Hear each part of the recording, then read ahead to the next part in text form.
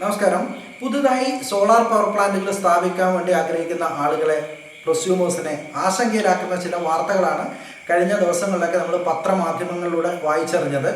അതായത് ഗാർഹിക, കാർഷിക, വ്യാവസായിക മേഖലകൾ ഒഴികെ മറ്റ് പുതുതായി സോളാർ പവർ പ്ലാന്റ് സ്ഥാപിക്കുന്ന ആളുകൾക്ക് നെറ്റ് മീറ്ററിംഗ് സംവിധാനം ഇനി മുതൽ ഉണ്ടാകുകയില്ല. കൂടാതെ സംസ്ഥാനത്ത് ആദ്യമായിട്ട് നെറ്റ് ബില്ലിങ്, അതുപോലെ ഗ്രോസ് മീറ്ററിങ് എന്നിവ ബാധകമാകുന്ന റിന്യൂവബിൾ എനർജി റെഗുലേറ്ററി ബില്ല് നമ്മുടെ Kerala state electricity regulatory commission പുറത്തിറക്കിയിട്ടുണ്ടായി. അപ്പോൾ അതിൻ്റെ അടിസ്ഥാനത്തിലുള്ള ഒരു വാർത്തകളായിരുന്നു കഴിഞ്ഞ ആഴ്ചകളിലൊക്കെ നമ്മൾ കണ്ടത്. പക്ഷെ അത് നമ്മൾ പെട്ടെന്ന് ആ ഒരു വാർത്ത കാണുമ്പോൾ പുതിയതായിട്ട് ഇപ്പോൾ സോളാർ പവർ പ്ലാന്റുകൾ സ്ഥാപിക്കാൻ വേണ്ടി നിൽക്കുന്ന ഒരുപാട് ആളുകൾ നമ്മുടെ സെൻട്രൽ ഗവൺമെൻറ്റിൻ്റെ ഈ സബ്സിഡി സ്കീമിൽ പവർ പ്ലാന്റുകൾ സ്ഥാപിക്കാൻ വേണ്ടി മുന്നോട്ട് വരുന്നുണ്ട്. അപ്പോൾ അത്തരത്തിലുള്ള ആളുകൾ ആശങ്കയിലാക്കുന്ന വാർത്തകളാണെങ്കിലും നമുക്ക് ആ ഒരു ആശങ്ക പെടേണ്ട കാര്യമില്ല. അതിൽ ചില ക്ലോസുകൾ പറയുന്നുണ്ട്. അപ്പോൾ അതെന്താണ് എന്നുള്ളതാണ് നമ്മൾ ഇന്നത്തെ ഒരു വീഡിയോയിൽ ഡീറ്റെയിൽ ആയിട്ട് ഡിസ്കസ് ചെയ്യാൻ ഉദ്ദേശിക്കുന്നത്. അപ്പോൾ ഇതിൽ തന്നെ നമ്മളൊരു TOD ബില്ലിങ് ഓൾറെഡി ഏർപ്പെടുത്തിയിട്ടുണ്ട് എന്നുള്ള കാര്യങ്ങൾ നമ്മൾ സംസാരിച്ചിട്ടുണ്ടായിരുന്നു. അതായത് TOD ബില്ലിംഗ് എന്ന് പറഞ്ഞാൽ ഏതാണ്ട് നമ്മുടെ പ്രതിമാസം 250 യൂണിറ്റിൽ കൂടുതൽ വൈദ്യുതി ഉപയോഗിക്കുന്ന ഉപഭോക്താക്കളെ TOD ബില്ലിംഗ് സമ്പ്രദായത്തിലേക്ക് KSEB കൊണ്ടുവന്നിട്ടുണ്ട്. അതായത് TOD ബില്ലിംഗ് എന്ന് ഒരു ഒറ്റ മാസം നമ്മൾ 250 കൂടുതൽ ഉപയോഗിച്ചു. അപ്പോൾ ഈ ഒരു മാസം നമ്മൾ 251 യൂണിറ്റ് ഉപയോഗിച്ചു എന്ന് കരുതി നമുക്ക് പെട്ടെന്ന് നമ്മളെ ആ ഒരു ബില്ലിലേക്ക് കൊണ്ടിരില്ല.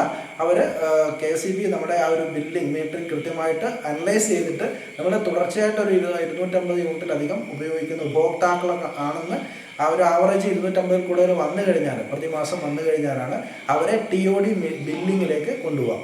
TOD ബില്ലിംഗ് എന്ന് പറഞ്ഞാൽ നമ്മൾ ഓൾറെഡി ഡീറ്റെയിൽ ആയിട്ടുള്ള ഒരു വീഡിയോ ചെയ്തിട്ടുണ്ട്. ഇന്നത്തെ ഈ ഒരു വീഡിയോയിൽ എന്താണ് നെറ്റ് മീറ്ററിങ്, അതുപോലെ നെറ്റ് ബില്ലിംഗ് എന്താണ്, ഗ്രോസ് മീറ്ററിങ് എന്താണ്, അപ്പോൾ ഇവ തമ്മിലുള്ള വ്യത്യാസം എന്താണ്, കൂടാതെ ഇപ്പോൾ പുതുതായി നമ്മുടെ ഇലക്ട്രിസിറ്റി റെഗുലേറ്ററി കമ്മീഷൻ പുറത്തിറക്കിയ ആ ഒരു റിന്യൂവബിൾ എനർജി റെഗുലേറ്ററി ബില്ല് അത് എങ്ങനെയാണ് നമ്മളെ ബാധിക്കുക, ഇത്തരം കാര്യങ്ങളാണ് ഇന്നത്തെ വീഡിയോയിൽ ഡിസ്കസ് ചെയ്യുന്നത്. അപ്പോൾ അതിൽ നമ്മൾ ആദ്യമായിട്ട് നമ്മൾ ഈ വീഡിയോയിലേക്ക് പോകുന്നതിന് മുമ്പ് തന്നെ നമുക്ക് എന്താണ് നെറ്റ് മീറ്ററിംഗ് എന്ന് അറിയണം. അതുപോലെ തന്നെ ഗ്രോസ് മീറ്ററിംഗ് എന്താണ്, നെറ്റ് ബില്ലിംഗ് എന്താണ്. അപ്പം നെറ്റ് മീറ്ററിംഗ് നിലവിലുള്ള ബില്ലിംഗ് സമ്പ്രദായമാണ് നെറ്റ് മീറ്ററിംഗ് എന്ന് പറയാം. അപ്പോൾ ഈ നെറ്റ് മീറ്ററിംഗ് നമുക്ക് നിലവിൽ സോളാർ പവർ പ്ലാന്റുകൾ സ്ഥാപിച്ചിട്ടുള്ള ഗാർഹിക കൺസ്യൂമേഴ്സിന് കൃത്യമായിട്ട് എന്താണ് നെറ്റ് മീറ്ററിംഗ് എന്നറിയാം. അതായത് നമ്മൾ നിലവിൽ നമ്മുടെ ഒരു മീറ്ററിംഗ് സംവിധാനം എന്ന് പറഞ്ഞാൽ നമ്മുടെ സോളാർ പവർ പ്ലാന്റുകൾ ജനറേറ്റ് ചെയ്യുന്ന സോളാർ വൈദ്യുതി, അതായത് DC വൈദ്യുതി നമ്മൾ AC ആയിട്ട് കൺവേർട്ട് ചെയ്യുന്നു. ആ കൺവേർട്ട് ചെയ്യുന്ന വൈദ്യുതി നമ്മൾ ഡയറക്റ്റ് ആയിട്ട് ഒരു മീറ്റർ വഴി, ബൈ ഡയറക്ഷൻ മീറ്റർ വഴി ഗ്രിഡിലേക്ക് കയറ്റി വിടുകയാണ് ചെയ്യുന്നത്. അപ്പോൾ ഈ ഒരു കേസിൽ നമ്മൾ പകൽ സമയത്ത്, ഉദാഹരണം പ്രതിമാസം നമ്മൾ ഒരു 500 യൂണിറ്റ് ഉൽപ്പാദിപ്പിക്കുന്ന ഒരു പവർ പ്ലാന്റിൽ നമ്മൾ മിക്ക വീടുകളിലും നമുക്ക് പകൽ സമയത്തെ ഉപഭോഗം വളരെ കുറവായിരിക്കും. നമ്മളൊരു 500 യൂണിറ്റൊക്കെ ഉൽപ്പാദിപ്പിക്കുന്ന ഒരു 3 കിലോവാട്ട് സിസ്റ്റമൊക്കെ വെച്ചിട്ടുള്ള ഒരു വീട്ടിൽ, സാധാരണ ഒരു വീട്ടിൽ നമുക്ക് പകൽ സമയത്തെ ലൈവ് ഉപഭോഗം ഒരു 100 യൂണിറ്റിലൊക്കെ കുറവായിരിക്കും. ഇപ്പോൾ എൻ്റെ വീട്ടിലൊക്കെ 100 യൂണിറ്റിലൊക്കെ കുറവാണ്. 77 യൂണിറ്റ്, 80 യൂണിറ്റൊക്കെയാണ് പകൽ സമയത്തെ ലൈവ് ഉപഭോഗം. ആ സമയത്ത് നമ്മൾ ഉപയോഗിക്കുന്നത് 1-2 ബൾബ് ഏതെങ്കിലും സമയങ്ങളിൽ ഉപയോഗിക്കും. പിന്നെ കിച്ചൺ ഡിവൈസ്, അതായത് നമ്മുടെ ഇൻഡക്ഷൻ കുക്കറുകൾ പ്രവർത്തിക്കാറുണ്ട്. കൂടാതെ നമ്മുടെ മിക്സി, കൂടാതെ ഫുൾ ടൈം വർക്ക് ചെയ്യുന്ന ഒരേ ഒരു ഡിവൈസ് എന്ന് പറഞ്ഞാൽ റെഫ്രിജറേറ്ററാണ്. അതിന് വലിയൊരു യൂണിറ്റൊന്നും നമുക്കൊരു പെർ ഡേ നമുക്ക് ആവശ്യമില്ല. പിന്നെ നമ്മൾ പമ്പ്, മോട്ടർ അടിക്കാറുണ്ട്. അപ്പോൾ അതിന് വേണ്ടിയിട്ട് നമ്മൾ യൂസ് ചെയ്യാറുണ്ട്. അപ്പോൾ അതും ഒരു 5 മിനിറ്റോ 10 മിനിറ്റോ ആണ് നമ്മൾ ഉപയോഗിക്കുന്നത്. അപ്പോൾ ഇത്രയും വളരെ കുറച്ച് ഉപയോഗം മാത്രമേ നമുക്ക് പകൽ സമയങ്ങളിൽ ഉണ്ടാവുള്ളൂ. കാരണം മിക്ക ആളുകളും ഒന്നുകിൽ ജോലിക്ക് പോകുന്ന ആൾക്കാരായിരിക്കാം, അല്ലെങ്കിൽ പുറത്തെന്തെങ്കിലും ജോലികളിൽ ഏർപ്പെടുന്ന ആളുകളും ആയിരിക്കാം. അതുകൊണ്ട് തന്നെ പകൽ സമയത്ത് നമ്മൾ എയർ കണ്ടീഷൻ പോലുള്ള ഹെവി ആയിട്ടുള്ള ഇൻസ്ട്രുമെൻറ്റ്സ്, ഇലക്ട്രോണിക് ഡിവൈസ് നമ്മൾ യൂസ് ചെയ്യാറില്ല. അപ്പോൾ അതുകൊണ്ട് തന്നെ പകൽ ലൈവ് യൂസ് മിക്ക വീടുകളിലും വളരെ കുറവായിരിക്കും. അപ്പം മിച്ചം വരുന്നത്, അപ്പോൾ നമ്മൾ ലൈവായിട്ട് എത്ര യൂസ് ചെയ്യുന്നോ, പകൽ സമയത്ത് എത്ര യൂസ് ചെയ്യുന്നോ, അത് നമ്മുടെ ഡിപ്പെൻസ് ഓൺ നമ്മുടെ പകൽ സമയത്തുള്ള വെളിച്ചം, അതായത് ഇറേഡിയൻസിൻ്റെ ആനുപാതികമായിട്ടാണ് എത്രമാത്രം ജനറേറ്റ് ചെയ്യുന്നുണ്ട്. അതിനകത്ത് നമുക്ക് മാക്സിമം ഇതിനകത്ത് യൂസ് ചെയ്യാം. എക്സസ് ആയിട്ട് വരുന്നത് മാത്രം KSEB നിന്ന് ഇമ്പോർട്ട് ചെയ്യാം. പകൽ സമയത്ത് വൈദ്യുതി നിലച്ചു കഴിഞ്ഞാൽ നമുക്ക് സോളാറിൽ നിന്ന് ജനറേറ്റ് ചെയ്യില്ല. അത് നമുക്കറിയുന്ന കാര്യമാണ്. രണ്ടാമത്തെ കാര്യം, നമ്മൾ 500 യൂണിറ്റ് പ്രൊഡക്ഷൻ ഉള്ള ഒരു പ്ലാന്റിൽ 100 യൂണിറ്റ് നമ്മൾ ലൈവായിട്ട് ഉപയോഗിച്ചു എന്ന് വിചാരിക്കുക. മിച്ചം വരുന്ന 400 യൂണിറ്റ് നമ്മൾ എക്സ്പോർട്ട് ചെയ്യുകയാണ് ചെയ്യുക. അതായത് ഗ്രിഡിലേക്ക് എക്സ്പോർട്ട് ചെയ്യുകയാണ് ചെയ്യുക. അപ്പോൾ ആ ഗ്രിഡിലേക്ക് എക്സ്പോർട്ട് ചെയ്തതിന് ശേഷം നമുക്ക് രാത്രി കാലങ്ങളിൽ നമ്മുടെ ഉപഭോഗത്തിന് നമുക്ക് KSEBയിൽ നിന്ന്, അതായത് ഗ്രിഡിൽ നിന്ന് നമുക്ക് ഇങ്ങോട്ട് വാങ്ങിക്കേണ്ട, ഇമ്പോർട്ട് ചെയ്യേണ്ട അവസ്ഥയുണ്ട്. അപ്പോൾ അങ്ങനെ ഇമ്പോർട്ട് ചെയ്യുന്നത് എത്രയാണ്? ഉദാഹരണം നമ്മൾ 400 യൂണിറ്റ് എക്സ്പോർട്ട് ചെയ്യുന്നു, അതിൽ നമ്മളൊരു 300 യൂണിറ്റാണ് ഇമ്പോർട്ട് ചെയ്യുന്നെങ്കിൽ നമുക്ക് ഒരു മാസത്തിൻ്റെ അവസാനം ബില്ല് വരുന്നത് നമുക്ക് എക്സ്പോർട്ട് മൈനസ് ഇമ്പോർട്ടാണ്. അപ്പോൾ നമുക്കതിനകത്ത് 100 യൂണിറ്റ് നമ്മൾ അധികമായിട്ട് എക്സ്പോർട്ട് ചെയ്തിട്ടുണ്ട്. ആ 100 യൂണിറ്റ് നമ്മുടെ ബാങ്കിങ് യൂണിറ്റായിട്ട് ബാങ്കിങ് യൂണിറ്റിലേക്ക് ആഡ് ചെയ്യുകയും അത് ഒരു വർഷത്തിൻ്റെ അവസാനം ഏതാണ്ട് മാർച്ച് മാസങ്ങളിലാണ് നമുക്കതിൻ്റെ ഒരു 3 രൂപ 15 പൈസ തോതിൽ യൂണിറ്റിന് നമുക്ക് ലഭിക്കുന്നത്. ഈ രീതിയിലാണ് നമ്മുടെ നിലവിലുള്ള സംവിധാനം. നെറ്റ് മീറ്ററിംഗ് എന്ന് പറയും. നെറ്റ് മീറ്ററിങ്ങിൽ നമുക്കിപ്പോൾ എക്സസ് ആയിട്ട് വരുന്നുണ്ടെങ്കിൽ ആ എക്സസ് ആയിട്ട് നമ്മൾ യൂസ് ചെയ്യുന്ന ഇമ്പോർട്ടിംഗ് യൂണിറ്റ് ആണ് കൂടുതലെങ്കിൽ നമ്മൾ ആ കൂടുതലുള്ള ആ ഡിഫറൻസ് വരുന്ന യൂണിറ്റിൻ്റെ മാത്രം പേയ്മെൻറ്റ് നമ്മൾ ചെയ്താൽ മതി. കൂടാതെ നമ്മുടെ ഒരു മിനിമം ചാർജും കൂടെ ഇതിൻ്റെ കൂടെ അഡീഷണൽ ആയിട്ട് വരുന്നുണ്ട്. അപ്പോൾ ഇങ്ങനെയാണ് നിലവിലുള്ള നെറ്റ് മീറ്ററിംഗ് സംവിധാനം. ഇനി എന്താണ് നമുക്ക് ഗ്രോസ് മീറ്ററിംഗ് എന്ന് പറഞ്ഞാൽ? ഗ്രോസ് മീറ്ററിംഗ് എന്ന് പറഞ്ഞാൽ നിലവിലെ മീറ്ററിംഗ് സംവിധാനത്തിൽ നിന്ന് തികച്ചും വ്യത്യസ്തമാണ്. കാരണം ഗ്രോസ് മീറ്ററിങ്ങിൽ 2 സെപ്പറേറ്റ് മീറ്ററുകൾ തന്നെ വേണം. അതായത് സോളാറിൽ നിന്ന് ജനറേറ്റ് ആകുന്ന വൈദ്യുതി മറ്റൊരു മീറ്റർ വഴി KSEBയിലേക്ക് ഇമ്പോർട്ട് ചെയ്യുകയും നമ്മുടെ ആവശ്യത്തിന് വേണ്ടി KSEBയിൽ നിന്ന്, അതായത് ഇലക്ട്രിസിറ്റി ബോർഡിൽ നിന്ന് നമ്മൾ ഡയറക്റ്റായിട്ട് മറ്റൊരു മീറ്റർ വഴി യൂസ് ചെയ്യുകയാണ് ചെയ്യുക. അപ്പം നമ്മൾ എക്സ്പോർട്ട് ചെയ്യുന്നതിന് മറ്റൊരു മീറ്ററും ഇമ്പോർട്ട് ചെയ്യുന്നതിന് ഈ 2 മീറ്ററും യൂണി ഡയറക്ഷൻ മീറ്ററുകളായിരിക്കും.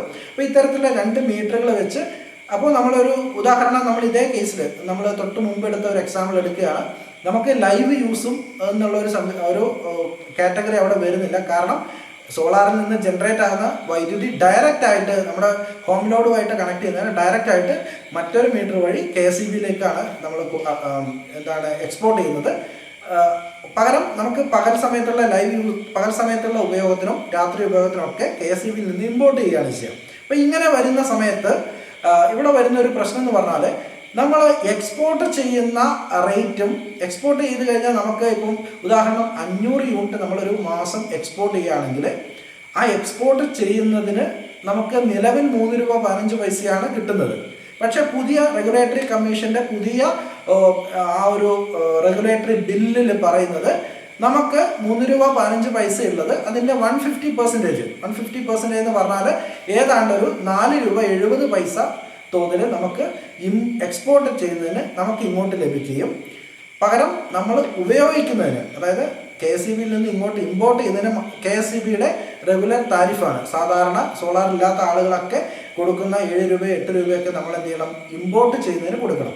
അതായത് ഉദാഹരണം നമ്മൾ 500 യൂണിറ്റ് എക്സ്പോർട്ട് ചെയ്യുന്നു, നമ്മൾ ഒരു 300 യൂണിറ്റ് മാത്രമാണ് ഉപയോഗിക്കുന്നതെങ്കിൽ എക്സ്പോർട്ട് ചെയ്തതിന് നമുക്ക് 4 രൂപ 70 പൈസ തോതിൽ 500 യൂണിറ്റിന് ഏതാണ്ടൊരു 2000 സംതിങ് നമുക്ക് ഇങ്ങോട്ട് ലഭിക്കുകയും അതേസമയം നമ്മൾ ഏതാണ്ട് 300 യൂണിറ്റ് മാത്രമേ നമ്മൾ ഉപയോഗിച്ചിട്ടുള്ളൂ എങ്കിൽ നമുക്ക് ഏതാണ്ട് 6 രൂപ അല്ലെങ്കിൽ 7 രൂപ തോതിലാണെങ്കിൽ തന്നെ നല്ലൊരു തുക അങ്ങോട്ട് കൊടുക്കേണ്ട ഒരു സ്ഥിതിയിലേക്കാണ് വരിക. അപ്പം അതായത് ഒരു സിമ്പിളായിട്ട് പറഞ്ഞു കഴിഞ്ഞാൽ നമ്മൾ ഒരു പീക്ക് അവേഴ്സിൽ സോളാറിൽ നിന്ന് നമ്മൾ ഉൽപ്പാദിപ്പിക്കുന്ന അല്ലെങ്കിൽ ജനറേറ്റ് ചെയ്യുന്ന വൈദ്യുതിയുടെ ഏതാണ്ട് ഒരു 66% മാത്രമേ നമുക്ക് പീക്ക് അവേഴ്സിൽ ഉപയോഗിക്കാൻ വേണ്ടി കഴിയുള്ളൂ. ഉദാഹരണം നമ്മളൊരു 400 യൂണിറ്റ് നമ്മൾ എക്സ്പോർട്ട് ചെയ്യുന്നുണ്ടെങ്കിൽ ആ 400 യൂണിറ്റിൽ ഏതാണ്ട് ഒരു 260 യൂണിറ്റ് മാത്രമേ നമുക്ക് പീക്ക് അവേഴ്സിൽ ഉപയോഗിക്കാം. 66.6% ആണ് നമുക്ക് പീക്ക് അവേഴ്സിൽ യൂസ് ചെയ്യാൻ വേണ്ടി പറ്റുന്നത്. അപ്പോൾ അങ്ങനെ ഒരു പ്രശ്നം കൂടെ അവിടെ വരുന്നുണ്ട്. അപ്പോൾ അതുകൊണ്ട് തന്നെ ഇപ്പം നിലവിൽ പുതുതായിട്ട് സോളാർ പവർ പ്ലാന്റുകൾ സ്ഥാപിക്കുന്ന ആളുകളെല്ലാം തന്നെ എക്സസ് ആയിട്ട് വെക്കും. പിന്നെ വേറൊരു കാര്യം കൂടി ഉണ്ട്, ഇതിൽ 3 കിലോവാട്ട് വരെയുള്ള പവർ പ്ലാന്റുകൾ സ്ഥാപിക്കുന്ന ആളുകൾക്ക് ഈ നിലവിലുള്ള നെറ്റ് മീറ്ററിംഗ് തന്നെ ആയിരിക്കും. അവർക്ക് ഈ നെറ്റ് ബില്ലിങ്ങോ അല്ലെങ്കിൽ ഗ്രോസ് മീറ്ററിങ്ങോ ആയിരിക്കില്ല, നിലവിലുള്ള ആ ഒരു മീറ്ററിംഗ് സംവിധാനം തന്നെ ആയിരിക്കും. പിന്നെ 5 കിലോവാട്ട് വരെ എടുക്കുന്ന ആളുകൾക്ക് നമുക്ക് എക്സസ് ആയിട്ട് വരുന്ന വൈദ്യുതി ബാറ്ററികൾ അതായത് ഹൈബ്രിഡ് സിസ്റ്റമാണ് ഉദ്ദേശിക്കുന്നത്. ഹൈബ്രിഡ് സിസ്റ്റം ആണെങ്കിൽ നമുക്ക് 5 കിലോവാട്ട് വരെ ഈ ഒരു നെറ്റ് മീറ്ററിങ്ങിലൂടെ നമുക്ക് ചെയ്യാം. പക്ഷേ നമ്മളതിനകത്ത് ബാറ്ററി യൂസ് ചെയ്യണം എന്നുള്ള ഒരു നിബന്ധന കൂടെ പറയുന്നുണ്ട്. അപ്പോൾ അതുകൊണ്ട് തന്നെ സാധാരണയായിട്ടുള്ള ഒരു സോളാർ കൺസ്യൂമേഴ്സിനെ സംബന്ധിച്ച് ഇത് ആശങ്കപ്പെടേണ്ട ഒരു കാര്യമില്ല. കാരണം നോർമലി ഒരു സാധാരണ ഒരു വീട്ടിൽ നമ്മൾ 3 കിലോ വാട്ടൊക്കെയാണ് സാധാരണ നമ്മുടെ ഒരു ആവശ്യത്തിന് ഉപയോഗിക്കുക. പിന്നെ ചില വലിയ വീടുകളിലൊക്കെ അല്ലെങ്കിൽ 3-4 AC ഒക്കെ ഉപയോഗിക്കുന്ന വീടുകളിലൊക്കെ നമ്മൾ 5 കിലോ വാട്ടൊക്കെ സിസ്റ്റം ചെയ്യും. അപ്പം അങ്ങനെ ചെയ്യുന്നവർക്കും അവിടെ ഒരു ക്ലോസ് പറയുന്നുണ്ട്. അങ്ങനെയുള്ള ആളുകൾ ഹൈബ്രിഡ് സിസ്റ്റത്തിലേക്ക് പോകുന്നതാണ് നല്ലത്. അതായത് ഹൈബ്രിഡ് സിസ്റ്റം ആണെങ്കിൽ നമുക്ക് നിലവിലുള്ള നെറ്റ് മീറ്ററിങ് തന്നെ അവിടെ ഉപയോഗിക്കാം. ഇത്തരം കാര്യങ്ങളും കൂടെ അവിടെ ബാധകമാണ്. അതുകൊണ്ട് തന്നെ സാധാരണ നോർമൽ പ്രൊസ്യൂമേഴ്സിനെ സംബന്ധിച്ച് ഈ ഒരു പുതിയ റെഗുലേറ്ററി ബില്ല് നമ്മളെ ബാധകമല്ല.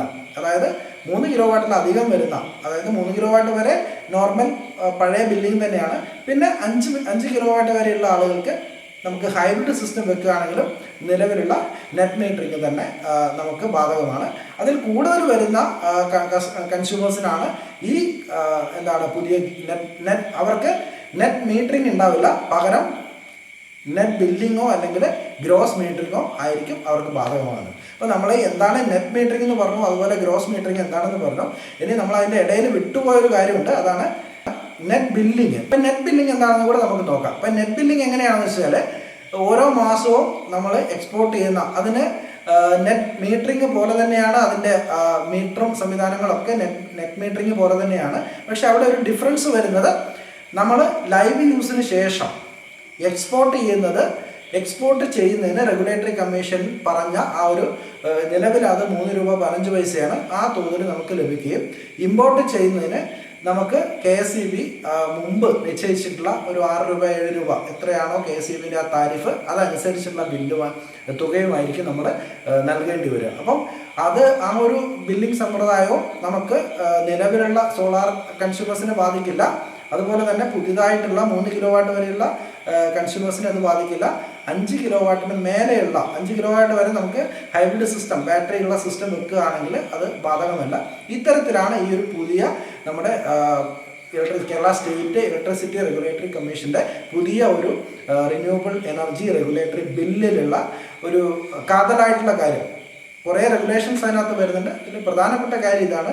അപ്പോൾ അതുകൊണ്ട് തന്നെ നമ്മളാരും ഇനിയും പുതിയതായിട്ട് സോളാർ പവർ പ്ലാന്റുകൾ സ്ഥാപിക്കാൻ വേണ്ടി മുന്നോട്ട് വരുന്ന പ്രൊസ്യൂമേഴ്സിന്, അതായത് നോർമൽ പ്രൊസ്യൂമേഴ്സിന് 3 കിലോ വാട്ടും 5 കിലോ വാട്ട് വരെയുള്ള ആളുകൾക്ക് നമുക്ക് ധൈര്യമായിട്ട് മുന്നോട്ട് പോകാം. അവരെ ഈ ഒരു ഗ്രോസ് മീറ്ററിങ്ങിലേക്കോ അല്ലെങ്കിൽ നെറ്റ് ബില്ലിങ്ങിലേക്കോ പോകില്ല.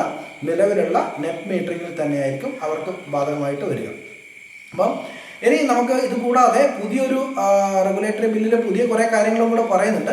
അത് നമുക്ക് മറ്റൊരു വീഡിയോയിൽ ഡിസ്കസ് ചെയ്യാം. അതായത് പുതിയതായിട്ട് നമ്മൾ ഭവനങ്ങൾ പുതിയതായി നിർമ്മിക്കുന്ന സമയങ്ങളിൽ 1000 സ്ക്വയർ ഫീറ്റിലധികമുള്ള ഭവനങ്ങളിൽ നിർബന്ധമായിട്ടും സോളാർ പവർ പ്ലാന്റുകൾ സ്ഥാപിക്കണം എന്നുള്ള ഒരു നിർദ്ദേശം കൂടെ അതിനെ മുന്നോട്ട് വെക്കുന്നുണ്ട്. ആ ഒരു മറ്റൊരു വിശേഷമായിട്ട് വീണ്ടും കാണാം. എല്ലാവർക്കും നന്ദി.